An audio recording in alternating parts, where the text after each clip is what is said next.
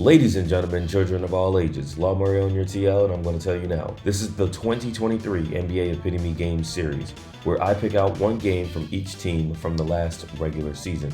I am putting the spotlight on the biggest weakness of the 14 teams that missed the playoffs and the biggest strength of the 16 playoff teams from the regular season. This installment features the LA Clippers. The Clippers spent the majority of last season simply fighting to stay out of the play-in, and that's about the only thing they accomplished last season. They ranked 17th in both offensive and defensive efficiency last season. Kawhi Leonard didn't play more than 3 consecutive games until January, and both he and Paul George suffered season-ending knee injuries prior to LA's elimination in the quarterfinals against the Phoenix Suns. But the Clippers were still a strong team when Leonard and George were able to play together. The epitome game for the Clippers came at home against the Thunder in March, the second game of a mini-series. George has suffered his season-ending knee injury 2 nights earlier against the Thunder, while Leonard couldn't get a shot off before time expired with LA down 1. The Clippers were locked in defensively for this rematch.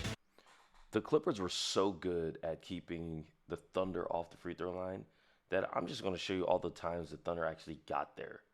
Shai Gilgeous-Alexander, he had a great game. He had a great season. Russell Westbrook almost blocks him. He commits a foul.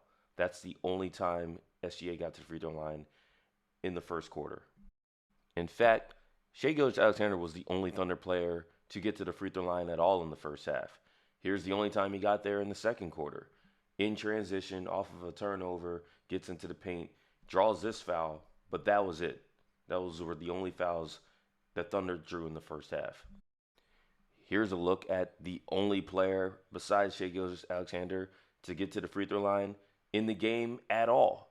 In the third quarter, Jalen Williams, Victor Zubac is there for the rim protection, but Westbrook once again a little overzealous with trying to help out with the block. The Thunder tried to steal some rust for Shai Gilgeous-Alexander to begin the fourth quarter, and all the Clippers did was steal the game. They blew the lead wide open. Bones Highland, he forces this turnover here, winds up being an alley-oop fast break finish for Russell Westbrook to commence garbage time, and the Thunder did not get to the free throw line at all in the fourth quarter.